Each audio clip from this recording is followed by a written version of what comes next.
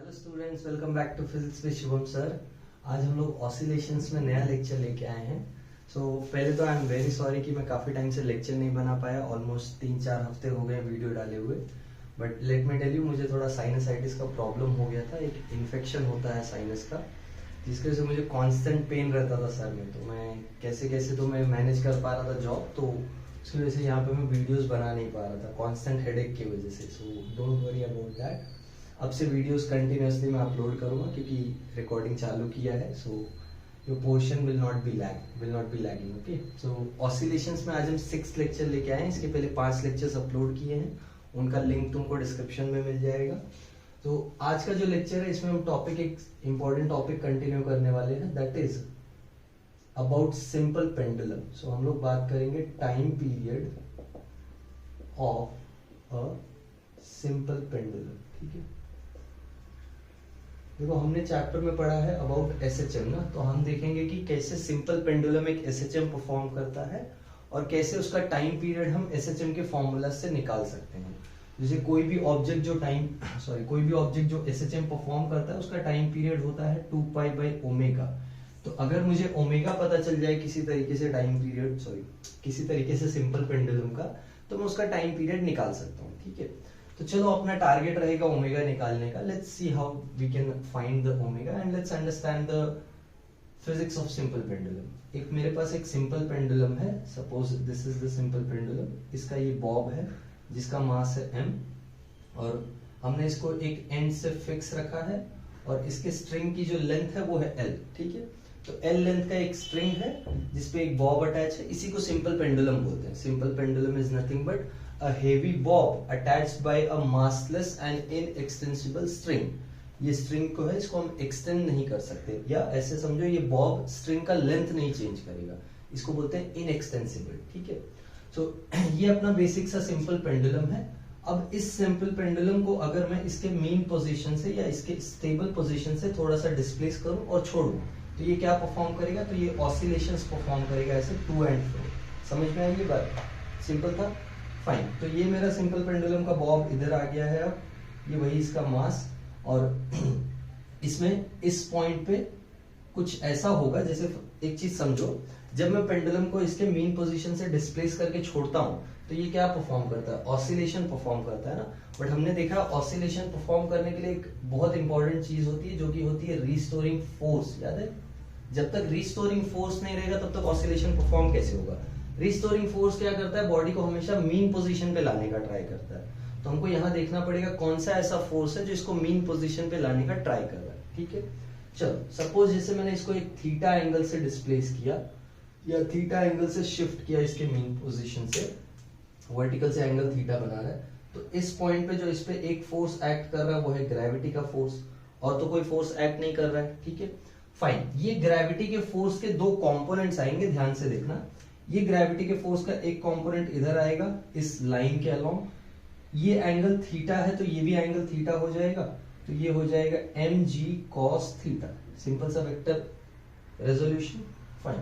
और एक इसके परपेंडिकुलर में कंपोनेंट आ जाएगा जो कि हो जाएगा ये, इसको हम बोलेंगे mg sin थीटा। समझा? फाइन। अब जरा ध्यान से देखो, ये पेंडुलम के मास के वजह से या पेंडुलम के वेट की वजह से स्ट्रिंग में एक टेंशन होगा, तो टेंशन इस तरफ होगा, यहाँ पे भी टेंशन इस तरफ होगा। ध्यान रखना, यहाँ टेंशन ग्रेविटी को पूरा बैलेंस करेगा, या mg को पूरा बैलेंस करेगा। यहाँ टेंशन सिर्फ mg cos थीटा को बैलेंस कर रहा है, ध्यान से देखना। ठीक है, तो स्ट्रिंग में टेंशन चेंज होता रहता है। टेंशन डिपेंड करता है कि कितने फोर्स से ये बॉब उसको खींच रहा है। तो यहाँ पे बॉब पूरे वेट से खींच रहा है, यहाँ पे बॉब पूरे वेट से नहीं खींच पा रहा है। देखो पूरा वेट इधर है, उसका कुछ पार्ट टेंशन के ऑपोजिट है, तो टेंशन mg cos थीटा से बैलेंस हो जाएगा। और एक चीज ध्यान से देखो, mg sin थीटा जो फोर्स है वो कहां जा रहा है? वो टुवर्ड्स मीन पोजीशन जा रहा है ना, तो mg sin थीटा वो रिस्टोरिंग फोर्स बनेगा जो इसको मीन पोजीशन पे लेके जाएगा। बात समझ में आई? हमने बोला ना ऑसिलेशंस के लिए चाहिए होता है एक रिस्टोरिंग फोर्स, तो यहाँ कौन सा फोर्स है जो मीन पोजीशन की तरफ जा रहा है? उसी को रिस्टोरिंग फोर्स बोलेंगे। तो ये फोर्स है mg sin थीटा जो कि जा रहा है मीन पोजीशन की तरफ। बात समझ में आई? तो सिंपल पेंडुलम में हमने अब तक क्या क्या देखा? हमने देखा अगर सिंपल पेंडुलम को हम थीटा एंगल से डिस्प्लेस करते हैं उसके मेन पोजीशन से, तो थीटा एंगल से डिस्प्लेस होने के बाद इसका जो फोर्सेस है, इस पॉइंट पे एक फोर्स लग रहा है mg which is its weight, वो फोर्स दो पार्ट में स्प्लिट हो सकता है, एक हो सकता है mg cos थीटा, एक हो सकता है mg sin theta. mg cos theta tension को पूरा पूरा बैलेंस कर रहा है, mg sin थीटा को कोई बैलेंस नहीं कर रहा, तो mg sin थीटा इसको कहां लेके जाएगा, टुवर्ड्स द मीन पोजीशन। बात समझ में आ गई? ठीक। और एक नया टर्म या एक पैरामीटर हम यहाँ पे इंट्रोड्यूस करेंगे कि इसको जो मीन पोजीशन से डिस्प्लेस किया है, जो डिस्टेंस से डिस्प्लेस किया है, let that distance be x। ये डिस्टेंस को हम क्या बोलेंगे, x। ठीक है, तो ये जो डिस्टेंस है यहां से यहां तक की, इसको हम बोल देते हैं x। यानी x डिस्टेंस से इसको डिस्प्लेस किया, कहां से, मीन पोजीशन से, और ये मेरा restoring force mg sin theta. ध्यान से जरा देखो, ये जो mg sin थीटा है और ये जो x है, दोनों ऑपोजिट डायरेक्शन में है ना, तो रिस्टोरिंग फोर्स का वही तो स्पेशलिटी होता है कि रिस्टोरिंग फोर्स हमेशा x के ऑपोजिट होता है, यही माइनस साइन। स्टार्टिंग से बता रहा हूं, ये SHM का प्रॉपर्टी है या ऑसिलेशन का प्रॉपर्टी है। ऑसिलेशन का प्रॉपर्टी है कि रिस्टोरिंग फोर्स हमेशा डिस्प्लेसमेंट के ऑपोजिट होगा। तो हमने पेंडुलम को इस तरफ डिस्प्लेस किया, रिस्टोरिंग फोर्स इस तरफ आया। बात समझ में आ रही है? चलो ठीक है, तो ये पॉइंट कंसिडर करते हैं। इस पॉइंट पे जो पेंडुलम पे फोर्सेस हैं वो कैसे कैसे हैं, ध्यान दो। So when the bob of the pendulum is at an angle theta with the vertical, then the forces acting on it are. इस पे जो फोर्सेस एक्ट कर रहे हैं वो कौन कौन से हैं, तो पहला फोर्स है mg cos theta acting opposite to the tension force, opposite to the tension T in the string. तो ये एक फोर्स है। Second, mg sin theta acting towards mean position। ये मैं रफ कर दे रहा हूं, f equals to minus kx। okay, so acting towards mean position responsible for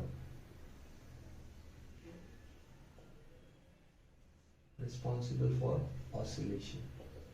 यही ऑसिलेशन कराएगा। बात समझ में आ गई?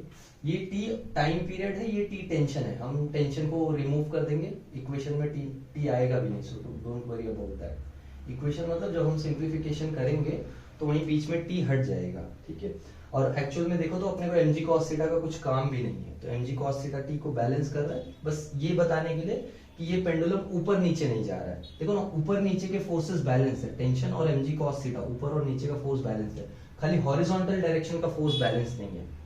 समझ में आ रही बात? हॉरिजॉन्टल डायरेक्शन का फोर्स जो है वो बैलेंस नहीं है, इसलिए हॉरिजॉन्टल डायरेक्शन में इसके पास मोशन है, वर्टिकल डायरेक्शन में इसके पास मोशन नहीं, क्योंकि वर्टिकल डायरेक्शन में फोर्सेस क्या है, बैलेंस है। सो देयरफॉर रिस्टोरिंग फोर्स, इसको हम लिख सकते हैं माइनस mg sin थीटा। समझ में आया? बोलो, रिस्टोरिंग फोर्स के सामने माइनस साइन क्यों लगाया है? क्योंकि ये माइनस साइन इस थीटा को भी अपोज करेगा।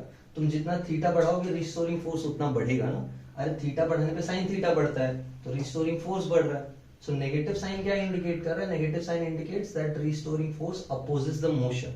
तो हम इसको फिलहाल ऐसे ना लिख के हम ये साइन थीटा को थोड़ा सब्स्टिट्यूट करेंगे। ध्यान से देखो, हमको एक चीज मालूम है कि अगर ये एंगल बहुत छोटा है, pay attention, if theta is very very small, इस केस में हम साइन थीटा को इक्वल टू थीटा लिख सकते हैं।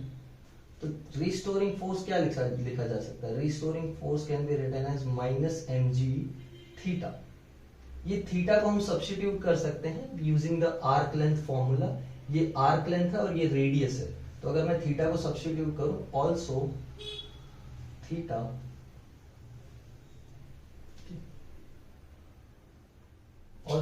Theta is equal to, theta किसके इक्वल हो जाएगा बोलो?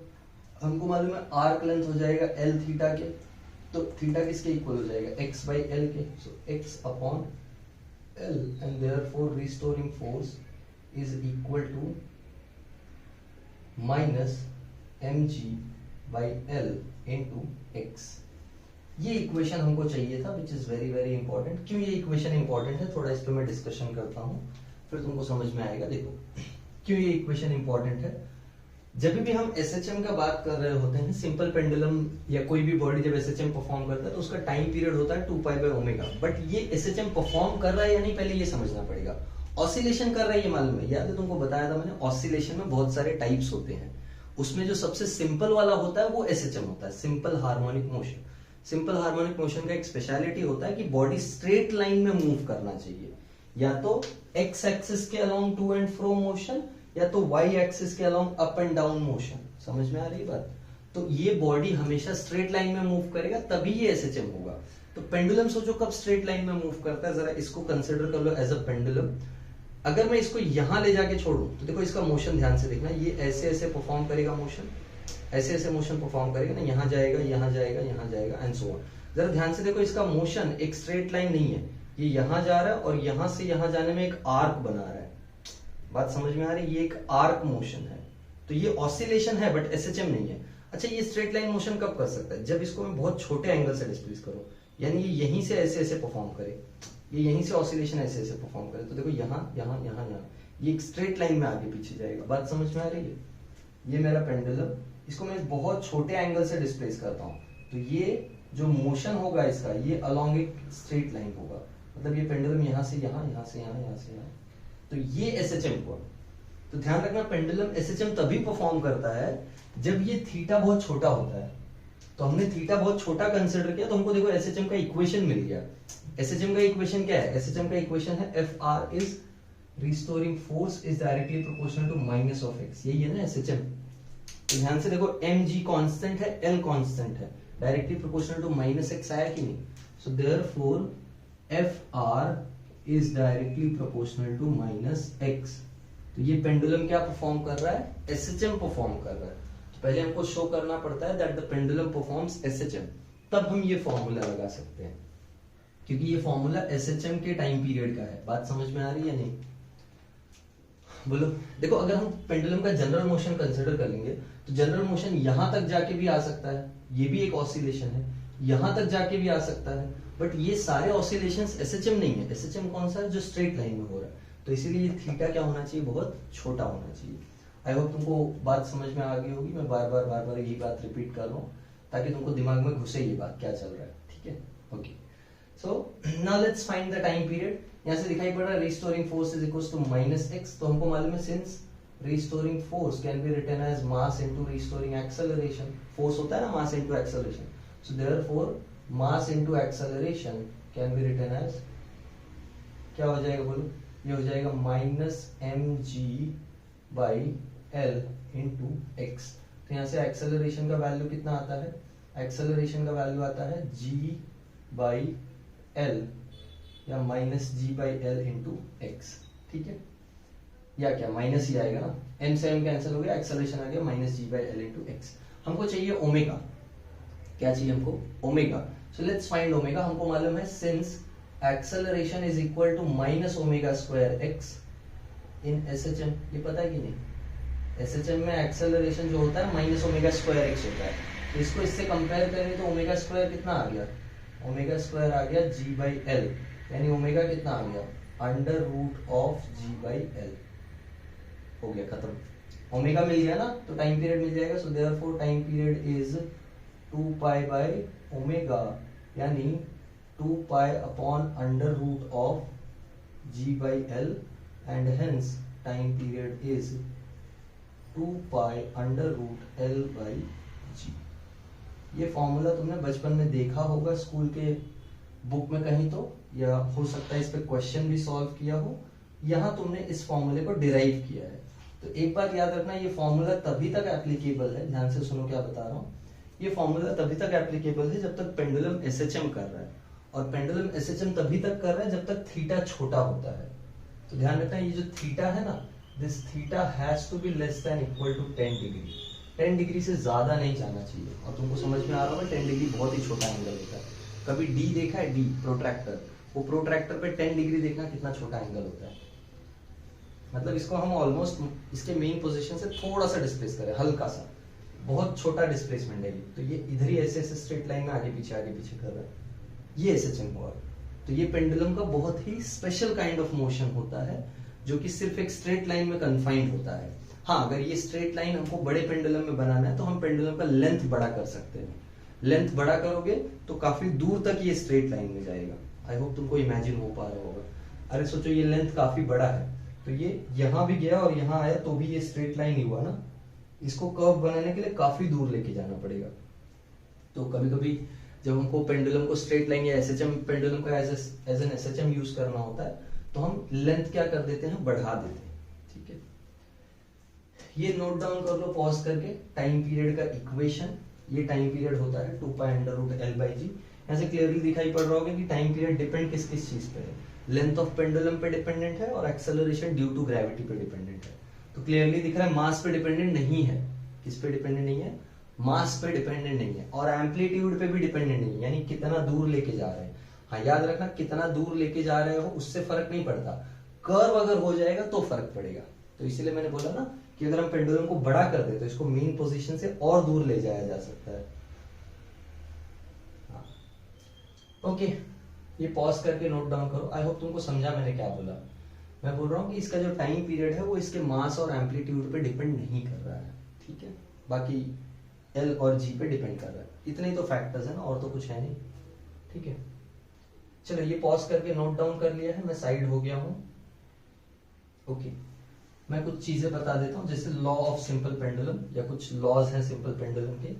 ये जो मैंने बोला पॉज करके नोट डाउन कर लिया होगा ना, नहीं किया तो पीछे जाओ, पॉज करके नोट डाउन कर लो। ठीक है, देखो हम बात करते हैं लॉज ऑफ सिंपल पेंडुलम की।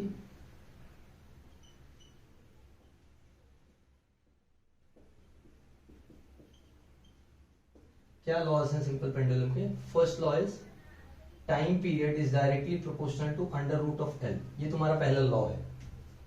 This is your first law, time period is directly proportional to L। Second is time period is inversely proportional to √G। ये तुम्हारा सेकेंड लॉ है। ठीक है, third, time period is independent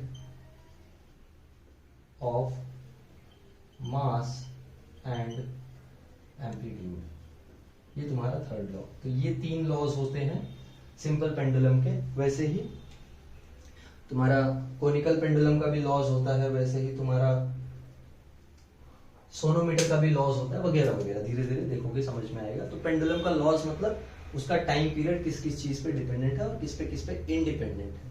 तो dependent है length पे, dependent है gravity पे, बट इंडिपेंडेंट है मास और एम्पलीट्यूड पे। और डिपेंडेंसी भी कैसी, स्क्वायर रूट की डिपेंडेंसी। तो ये चीज याद रखना।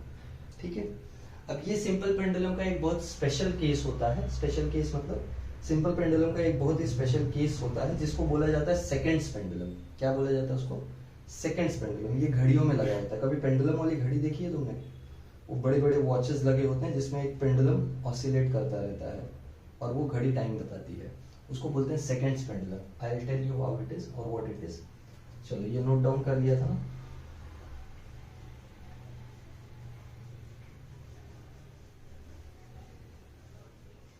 ये नोट डाउन कर लेना।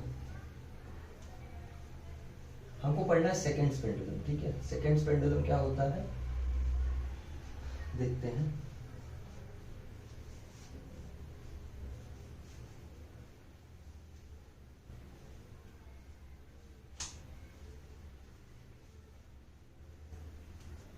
चलो ये मैं रफ कर दे रहा हूं। नहीं नोट डाउन किया तो पॉज करके कर लेना, कोई बात नहीं है। Okay, so let's talk about seconds pendulum.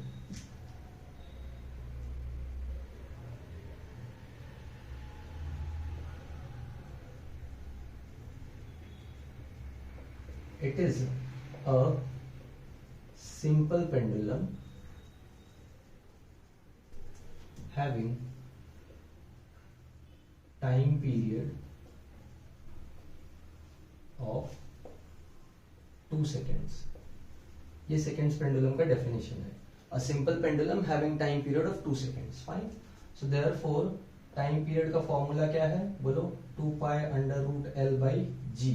तो यहाँ कितना डालेंगे 2, so 2 is equal to 2 pi under root l by g, 2 से 2 कट गया, यहाँ पाई है सो स्क्वायर कर देते हैं दोनों तरफ, so therefore 1 is equals to pi square L by G, so therefore L क्या आ जाएगा, देखो एल आ जाएगा जी अपॉन पाई स्क्वायर। ये फॉर्मूला है लेंथ ऑफ सेकेंड्स पेंडुलम का, लेंथ ऑफ सेकेंड्स पेंडुलम। तो अर्थ पे जी का वैल्यू कितना होता है, अर्थ पे जी का वैल्यू होता है 9.8 और पाई स्क्वायर का वैल्यू भी अराउंड 9.85 होता है। सो अर्थ पे जो सेकेंड्स पेंडुलम का लेंथ होता है एट अर्थ और on earth, not at earth, on earth the g is 9.8 and therefore length is nearly equal to 1 meter। तो सेकेंड्स पेंडुलम का लेंथ अर्थ पे 1 मीटर होता है। कहीं दूसरे जगह जाओगे जैसे मून पे जाओगे तो वहां लेंथ जो होगा वो चेंज हो जाएगा। कैसे चेंज हो जाएगा, क्योंकि वहां पे ग्रेविटी जो है वो चेंज हो जाएगी, है ना। मार्स पे जाओगे तो length of seconds pendulum change हो जाएगा क्योंकि वहां पे ग्रेविटी चेंज हो जाएगी। तो जैसे ही हम gravity acceleration due to gravity का वैल्यू चेंज करते हैं, सेकेंड्स पेंडुलम का लेंथ चेंज होता रहता है। तो इसलिए जो अर्थ पे घड़ियां बनती है ना, बड़ी बड़ी, मैंने बोला ना watches, those watches have seconds pendulum, तो वो वॉचेस में सेकेंड्स पेंडुलम होता है और वो 1 मीटर लॉन्ग होता है, इसलिए वो घड़ी जो होती है वो बड़ी घड़ी होती है।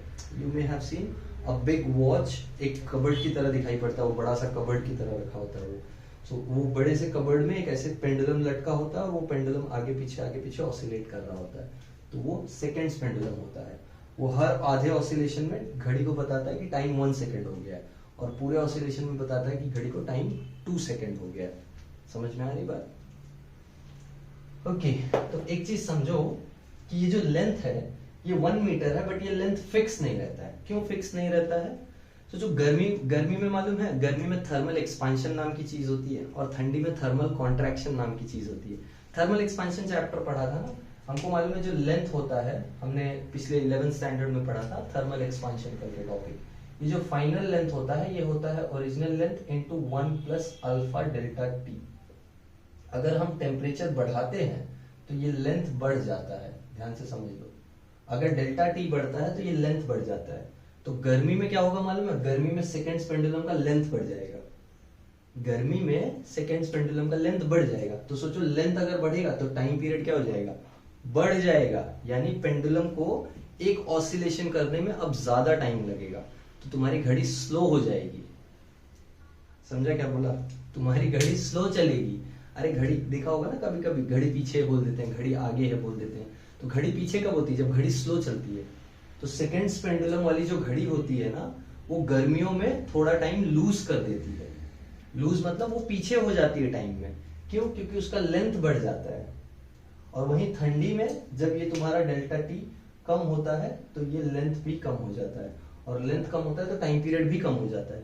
यानी अब ये एक ऑसिलेशन जल्दी कर लेता है तो घड़ी को लगता है कि 2 सेकेंड जल्दी हो गए, तो ये घड़ी आगे चलने लगती है। तो इसको बोलते हैं टाइम गेन और टाइम लूज। तो ध्यान रखना, in summers watches with seconds pendulum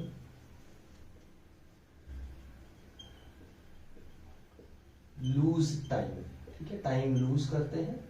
and in winters watches with seconds pendulum gain time. Gain time क्यों? क्योंकि ज्यादा फास्ट चल रहे हैं ना, तो टाइम उनके लिए जल्दी बीत रहा है, तो दे gain time and they lose time. ये कहीं रेयर केस है कि पूछ सकता है, but still you should know this information. Boards में कहीं ना कहीं तुम्हारे लिए इंपॉर्टेंट होता है ये। शायद हो सकता है एमसीक्यू में मिल जाए, नहीं भी मिलेगा, कोई बड़ी बात नहीं है। ऐसे मत एक्सपेक्ट करके चलो कि ये सर ने नया बताया तो ये आएगा ही नहीं। It's just for safe side कि तुमको अगर सेकेंड्स पेंडुलम पता है तो ये चीज पता होनी चाहिए। और अगर नहीं भी एग्जाम में आया तो ये कितना इंटरेस्टिंग चीज है ना, सोचो ना। घड़ी टाइम लूज कर रही है और गेन कर रही है, या घड़ी स्लो चल रही है और फास्ट चल रही है, not because of cell problem. तो अब तक तुमने जो भी घड़ी देखा होगा कम स्लो या फास्ट चलते हो, या फास्ट तो तुमने देखा ही नहीं होगा पहली बार। तो घड़ी कोई फास्ट चलती नहीं है, फास्ट किया जाता है उसको, इसको फास्ट करना नहीं पड़ रहा है। ये देखो ना कितना मजे की बात है, इसको फास्ट करना नहीं पड़ रहा है, ये खुद से फास्ट हो जा रहा है। हम अपना घड़ी 5 मिनट फास्ट कर देते हैं और फिर बोलते देखो हमारी घड़ी 5 मिनट फास्ट है इसलिए टाइम ज्यादा है। यहाँ ऐसा कुछ करना नहीं पड़ रहा है, यहाँ वेदर के वजह से घड़ी फास्ट हो जा रही है और स्लो हो जा रही है। So how interesting is that, ये नोट डाउन कर लो। फिर हम एक और इंटरेस्टिंग टॉपिक पढ़ेंगे विच इज एंगुलर एसएचएम। तो एंगुलर एसएचएम के बारे में पढ़ते हैं, ये नोट डाउन करो जरा पॉज करके। चलो नोट डाउन कर लिया था ना पॉज करके। Now we are starting with the next topic that is angular SHM. इसी को हम टॉर्शनल एसएचएम भी बोलते हैं। देखेंगे क्यों टॉर्शनल एसएचएम बोलते हैं, क्योंकि टॉर्क यहाँ पे रिस्पॉन्सिबल होता है एसएचएम कराने के लिए। ठीक है, जैसे अब तक हम देख रहे थे स्प्रिंग में, सिंपल पेंडुलम में, कि ऑसिलेशन कराने के लिए जो रिस्पॉन्सिबल है या एसएचएम कराने के लिए जो चीज रिस्पॉन्सिबल है वो फोर्स होती है। यहाँ क्या चीज रिस्पॉन्सिबल होगी, यहाँ टॉर्क रिस्पॉन्सिबल होगा। देखो कैसे, ये मेरे पास एक फिक्स सपोर्ट है और इस फिक्स सपोर्ट से एक मैंने सॉलिड डिस्क को सस्पेंड किया है। ध्यान देना, सॉलिड डिस्क एक लटकाया हुआ है। यहाँ से मैं थोड़ा विजुअलाइज कराने का ट्राई करता हूँ। देखो ये एक सॉलिड डिस्क यहाँ से सस्पेंड किया हुआ है। ठीक है, अब अगर मैं इस डिस्क को इस तरफ ऐसे घुमाऊं, ट्विस्ट करूं, डिस्क को पकड़ के ऐसे ट्विस्ट करूं, कितने एंगल से, थीटा एंगल से ट्विस्ट करूं। तो पहले तो एक चीज समझो कि जैसे कोई मैं एग्जांपल ले लेता हूँ, रुको एक सेकंड। मेरे पास ये चार्जर है ना, ये लैपटॉप का चार्जर है। देखना जरा क्या होता है, मैं जब इसको ट्विस्ट करता हूँ ऐसे, ये सीधा है लैपटॉप का चार्जर। ठीक है, एक सेकंड रुको।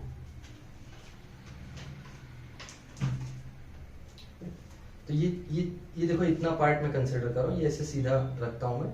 जब मैं इसको ट्विस्ट करता हूँ, ध्यान दो इधर, मैं इसको ट्विस्ट कर रहा हूँ ना एक डायरेक्शन में, ट्विस्ट करके छोड़ूंगा तो ये देखो अनट्विस्ट हो रहा है, दिखाई पड़ रहा है, ये अपने आप घूम रहा है अनट्विस्ट। जहां से लेके गया था मैं इसको, इस पोजीशन से लेके जा रहा हूँ, इस तरफ ट्विस्ट कर रहा हूँ और फिर छोड़ रहा हूँ, तो ये देखो अपने आप घूम के आ रहा है। दिखाई पड़ रहा है, दिखाई पड़ रहा है ये घूमते हुए। क्यों घूम रहा है ये इस तरफ, क्योंकि इसको इस तरफ घुमाने के लिए रिस्पॉन्सिबल होगा टॉर्क। कौन सा टॉर्क, रिस्टोरिंग टॉर्क। जैसे स्प्रिंग को खींच के हम छोड़ते हैं तो स्प्रिंग अंदर की तरफ जाती है, क्योंकि स्प्रिंग में एक रिस्टोरिंग फोर्स प्रोड्यूस होता है अंदर की तरफ। तो वैसे इसको जब मैं घुमा के छोड़ रहा हूँ, जैसे सपोज मैं इस तरफ घुमा रहा हूँ, ये एक ट्विस्ट दिया मैंने, तो ये देखो अनट्विस्ट हो रहा है, दिखाई पड़ रहा है ये अनट्विस्ट होता हुआ। Why it is getting untwisted, because of the restoring torque. तो वैसे ही जब मैं इसको ट्विस्ट करूंगा ना, चलो लाइट कट गई है बट विजिबिलिटी ठीक ठाक है, तो मैं कंटिन्यू कर रहा हूँ। हाँ, तो देखो हम क्या करते हैं, हम इसको ट्विस्ट करते हैं, तो ट्विस्ट करने पे ये अनट्विस्ट होता है, और अनट्विस्ट करने के लिए जो रिस्पॉन्सिबल है वो क्या है, वो है रिस्टोरिंग टॉर्क। तो हमको ये एक ऐसा चीज कंसिडर करना है जिसमें सपोज मैंने इसको थीटा एंगल से ट्विस्ट किया, तो ये एक अनट्विस्टिंग टॉर्क प्रोड्यूस करेगी। ये जो स्ट्रिंग है ना, ये एक अनट्विस्टिंग टॉर्क प्रोड्यूस करेगा, और ये जो अनट्विस्टिंग टॉर्क होगा ये डायरेक्टली प्रोपोर्शनल टू थीटा होगा बट इन ऑपोजिट डायरेक्शन। तो टाउ आर को ध्यान से देखो, मैं नाम दे रहा हूं, this is my restoring torque. सोचो ये क्यों थीटा को नेगेटिव पे प्रोपोर्शनल है। अरे जैसे हम स्प्रिंग से मास को खींचते हैं, सपोज जैसे ये स्प्रिंग है, ये स्प्रिंग है ना, और इसको हम मास को खींचते हैं, तो स्प्रिंग में जो रिस्टोरिंग फोर्स होता है, हमने इसको इस डायरेक्शन में खींचा है, तो रिस्टोरिंग फोर्स इस डायरेक्शन में प्रोड्यूस होता है। यही सेम लॉजिक यहाँ भी, हम थीटा इस एंगल में ट्विस्ट करते हैं, तो रिस्टोरिंग टॉर्क इसको वापस इस डायरेक्शन में अनट्विस्ट करता है, तो ये restoring torque directly proportional to minus theta होगा। माइनस साइन समझ में आया ना, टॉर्क और थीटा क्या है, ऑपोजिट डायरेक्शन में है। So therefore this torque can be written as minus C theta, जहां पे सी को बोलते हैं टॉर्शनल कांस्टेंट। जैसे वहां पे के आता था, याद है, ये सब कुछ है ना लीनियर एसएचएम से रिलेट करते हुए चलना। यहाँ पे तुम लिखते थे तो एफ आर आता था डायरेक्टली प्रोपोर्शनल टू एक्स, और यहाँ कांस्टेंट आता था के माइनस के एक्स, के को हम बोलते थे फोर्स कांस्टेंट। तो वैसे यहाँ पे सी क्या है, टॉर्शनल कांस्टेंट। बात समझ में आई, ठीक है, फाइन। अब ये जो टॉर्क होता है रोटेटिंग बॉडी के लिए, हमको मालूम है फॉर अ रोटेटिंग बॉडी, हमने रोटेशनल मोशन पढ़ा हुआ है। So for a rotating body torque is equals to I alpha. So therefore I alpha can be written as equal to, किसके इक्वल लिख सकते हैं, माइनस सी थीटा के, and therefore alpha can be written as minus C theta by I. बोलो समझ में आया? अल्फा को हम क्या लिख सकते हैं? Minus C theta by I. देखो अल्फा जो होता है एंगुलर एक्सेलरेशन होता है ना, पता है कि नहीं? अल्फा यहाँ पे आई मोमेंट ऑफ इनर्शिया है, अल्फा जो है एंगुलर एक्सेलरेशन है। आई होप तुमको रोटेशनल मोशन थोड़ा बहुत याद है, क्योंकि बिना रोटेशनल मोशन के कॉन्सेप्ट के ये समझ में नहीं आएगा, ठीक है? तो आई अपना मोमेंट ऑफ इनर्शिया है, अल्फा रोटेशन एंगुलर एक्सेलरेशन में चाहिए तो यहाँ पे लिख देता हूँ alpha is angular acceleration, okay, and I is moment of inertia, ठीक है? फाइन, ये रफ कर दे रहा हूँ, रेफरेंस के लिए बनाया था स्प्रिंग वगैरह, इसको मत बना के आ जाना एग्जाम में, एंगुलर एसएचएम पूछे तो ये तुम्हारे समझने के लिए था, ठीक है? फाइन। सो हमको एक और चीज मालूम है, since alpha is equal to D square theta by D T square. अरे जैसे लीनियर एक्सेलरेशन होता है D square x by D T square, तो वैसे एंगुलर एक्सेलरेशन ये होता है। So therefore D square theta by D T square is equal to minus C by I theta, है ना? ये सी बाई आई इधर लेंगे तो therefore D square theta by D T square plus c by I theta is equal to 0। ये होता है equation of, this is my equation और differential equation of angular SHM. This is differential equation of angular SHM. तो कभी कभी तुमको 2 mark के लिए पूछ देता है कि derive the differential equation of angular SHM for a body performing angular SHM. कोई बॉडी अगर एंगुलर एसएचएम परफॉर्म कर रहा है तो उसका डिफरेंशियल इक्वेशन डिराइव करो। तो ये उसका डिफरेंशियल इक्वेशन है जो हम डिराइव करके निकाल सकते हैं। आई होप तुमको समझ में आया होगा। देखो क्या हुआ है, हमने इसको ट्विस्ट किया थीटा एंगल से, तो इसने एक ट्विस्टिंग अनट्विस्टिंग टॉर्क लगाया इस स्ट्रिंग ने। इस स्ट्रिंग को हमने थीटा एंगल से ट्विस्ट किया ना, तो जितना ज्यादा ट्विस्ट करोगे उतना ज्यादा ये टॉर्क लगाएगा, ठीक है? तो इसको ट्विस्ट किया, इसने टॉर्क लगाया, ट्विस्ट अनट्विस्टिंग टॉर्क या रिस्टोरिंग टॉर्क, वो डिपेंडेंट है माइनस ऑफ थीटा पे। यहाँ से c मिला, c हो गया टॉर्सनल कांस्टेंट। फिर इसी टॉर्क को हमने आई अल्फा लिखा, क्योंकि रोटेशनल मोशन में हमने देखा था। फिर हमने देखा कि आई अल्फा को हम ऐसे भी लिख सकते हैं, अल्फा मिल जाएगा यहाँ से। और अल्फा क्या होता है? अल्फा होता है double derivative of angular displacement. अरे एक्सेलरेशन क्या होता है? Double derivative of linear displacement. तो एंगुलर एक्सेलरेशन हो जाएगा double derivative of angular displacement. So therefore ये इक्वेशन मिला और हमको मिल गया क्या? Differential equation of SHM. Okay, चलो ये नोट डाउन करो पॉज करके। फिर हम इसका एक केस कंसिडर करेंगे जो कि होता है ये। देखो गर्मी की वजह से याद नहीं आ रहा है, जो होता है तुम्हारा magnet in a uniform magnetic field, ठीक है? कोई एक बार मैग्नेट जब हम मैग्नेटिक फील्ड में रखते हैं तो वो भी एंगुलर एसएचएम करता है। चलो ये नोट डाउन हो गया है, ठीक है? फाइन। तो मैं अब magnet in uniform magnetic field का बात कर लेता हूं, जो कि एंगुलर एसएचएम ही परफॉर्म करेगा। तो उसका हमको टाइम पीरियड निकालना होता है, ठीक है? सो time period of a magnet performing angular SHM, ये बहुत इंपॉर्टेंट होता है क्योंकि इस पे तुमको क्वेश्चंस मिलते हैं। सो इसलिए ये करना जरूरी है। मैग्नेट वाला क्वेश्चन या मैग्नेट वाला डेरिवेशन बोल सकते हो। डेरिवेशन तो नहीं है, 2 लाइन का डेरिवेशन है, फटाफट हो जाएगा। देखो time period of a bar magnet performing angular SHM in a uniform magnetic field। ठीक है, यूनिफॉर्म मैग्नेटिक फील्ड में हम एक बार मैग्नेट लेंगे और देखते हैं कैसे वो एंगुलर SHM परफॉर्म करता है। ये सपोज मेरे पास एक यूनिफॉर्म मैग्नेटिक फील्ड है B, ठीक है? इसमें हम एक बार मैग्नेट रखने जा रहे हैं, ध्यान से देखना। ये सपोज मेरा बार मैग्नेट है, ठीक है? सपोज बहुत करना पड़ता है फिजिक्स में, कोई बात नहीं, कर लो। So this is my bar magnet। Suppose इसको मैंने एंगल थीटा पे रखा हुआ है और कुछ चीजें हमको मालूम है मैग्नेटिक फील्ड हमेशा कहां से कहां जाती है, नॉर्थ से साउथ, तो ये साउथ पोल है, ये नॉर्थ पोल है। अगर यहाँ पे नॉर्थ पोल है तो साउथ इसको खींचेगा, तो इस पे एक फोर्स इधर लगेगा, इस पे एक फोर्स इधर लगेगा। अब मैं तुमको इसके टॉर्क के बारे में नहीं ज्यादा डिटेल में जाऊंगा, मैं बस कंसीडर कर रहा हूँ कि यहाँ पे साउथ पोल है और यहाँ पे नॉर्थ पोल है, और इस बार मैग्नेट का जो मैग्नेटिक मोमेंट है m, वो साउथ से नॉर्थ की तरफ जाता है, इतना सब हमको मालूम है। तो इस बार मैग्नेट पे जो मैग्नेटिक फील्ड टॉर्क लगाती है वो होता है mb sin थीटा।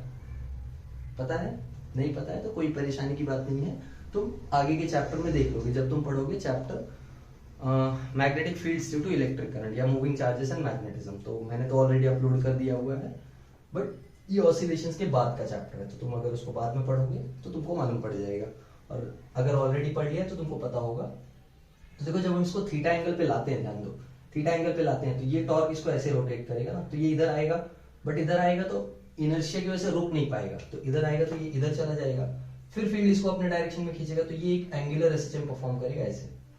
समझ में आ रहा है? ये एक ऐसा एंगुलर एसएचएम परफॉर्म कर रहा है। एसएचएम क्या होता है? To and fro motion. यहाँ पे एंगुलर एसएचएम है, so this is to and fro rotation. Okay, तो ये टू एंड फ्रो यानी आगे और पीछे क्या कर रहा है? रोटेट कर रहा है, तो ये हो गया एंगुलर एसएचएम। ठीक है, so when a bar magnet is rotated by a small angle theta from the direction of magnetic field, it performs angular SHM। ये angular SHM करता है। ठीक है, एंगुलर एसएचएम क्यों करेगा बताया मैंने, ये इसको इधर टॉर्क अप्लाई करेगा, तो टॉर्क की वजह से ये फील्ड के डायरेक्शन में आएगा, बट इनर्शिया की वजह से रुक नहीं पाएगा। अरे जैसे स्प्रिंग मास को खींचता है तो मास आके मेन पोजीशन पे रुक थोड़ी जाता है, वो फिर स्प्रिंग को कंप्रेस भी कर देता है, फिर स्प्रिंग पुश करता है तो स्प्रिंग मास जाके वहां रुक थोड़ी जाता है, फिर उसको खींच भी लेता है, तो ये चलता ही रहता है। सेम लॉजिक यहाँ पे भी, ये एसएचएम करता ही रहेगा। ठीक है, fine. So the restoring torque, the restoring torque is given by the magnetic field. So therefore restoring torque is minus mb sin theta। ध्यान रखना, माइनस साइन सिर्फ ये बता रहा है कि जो टॉर्क है इस थीटा को क्या कर रहा है? अपोज कर रहा है। टॉर्क क्या कर रहा है? थीटा को अपोज कर रहा है, एंड देयरफॉर हमको मालूम है कि टॉर्क को हम लिख सकते हैं आई अल्फा, फिर से अल्फा क्या हो जाएगा? एंगुलर एक्सेलरेशन, आई हो जाएगा moment of inertia, this is minus M B sine theta. And if theta is very very small, अगर थीटा बहुत छोटा है तो साइन थीटा किसके इक्वल हो जाएगा? थीटा के इक्वल। समझा? और साइन थीटा थीटा के इक्वल हुआ, so therefore we can write I alpha is equal to minus mb theta, and therefore alpha is equal to minus mb by I into theta। समझा? तो negative sign क्या indicate कर रहा है कि alpha जो है वो थीटा पे प्रोपोर्शनल है, बट ऑपोजिट डायरेक्शन में, और अल्फा अगर प्रोपोर्शनल है तो टॉर्क भी प्रोपोर्शनल है थीटा पे। तो ये हो गया एसएचएम का कंडीशन सेटिस्फाई, यानी ये कर रहा है एसएचएम। ओके, सो Therefore, अल्फा अपॉन थीटा अगर मैं निकालता हूं तो ये वैल्यू वाइज आ जाएगा M B upon I. Negative sign ध्यान रखना, खाली इंडिकेट कर रहा था ऑपोजिट डायरेक्शन। सो ये वैल्यू वाइज अगर मैं बात करूं, so this is value wise. Let this be equation number 1। अभी देखते हैं ये क्यों निकाला है। हमको मालूम है टाइम पीरियड क्या होता है? टाइम पीरियड होता है 2 पाई बाय ओमेगा, है ना? बोलो। और ओमेगा क्या होता है? हमको मालूम है 2 पाई अपॉन ओमेगा होता है अंडर रूट के बाई एम, यानी ओमेगा स्क्वायर अगर मैं लिखूं तो ओमेगा स्क्वायर होता है के बाई एम। बोलो हाँ या ना? ओमेगा स्क्वायर होता है के बाई एम, यानी ये हो जाएगा फोर्स अपॉन एक्स, के होता है F by x upon M. F upon M करोगे तो आ जाएगा acceleration by x. Force upon mass क्या होता है? एक्सेलरेशन ना, तो एक्सेलरेशन अपॉन एक्स। यही सब कुछ अगर मैं एंगुलर पार्ट के लिए करता हूं, ध्यान से सुनना, यही सब कुछ अगर मैं एंगुलर पार्ट के लिए करता हूं तो for angular SHM omega square का जो वैल्यू होगा वो आ जाएगा अल्फा बाई थीटा। बोलो हाँ या नो। अरे लीनियर एसएचएम के लिए ओमेगा स्क्वायर का वैल्यू आ रहा है ए बाई एक्स। यहाँ पे ए है लीनियर एक्सेलरेशन, एक्स है linear displacement.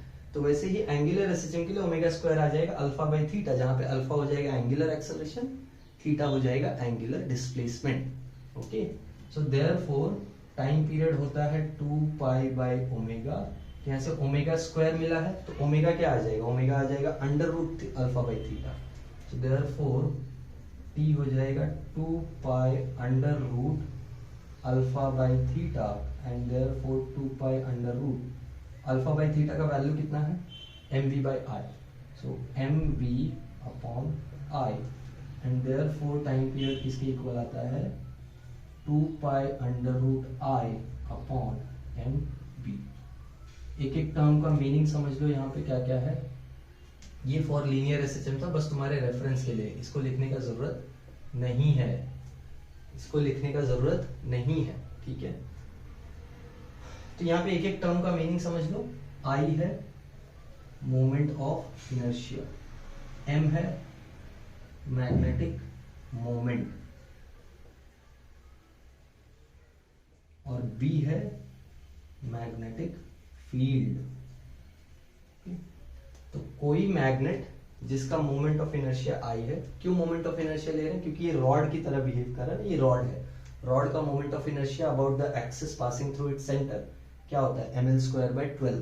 So moment of inertia मालूम रहेगा, m पता है मास ऑफ द मैग्नेट, और अगर लेंथ तुमको दिया हुआ है तो तुमको लेंथ भी पता चल जाएगा and then you can find moment of inertia. But don't worry, ऐसे क्वेश्चंस में मेजॉरिटी ऑफ द टाइम्स तुमको आई डायरेक्टली दिया होता है, तुमको बोल देगा एक बार मैग्नेट है जिसका मोमेंट ऑफ इनर्शिया इतना है।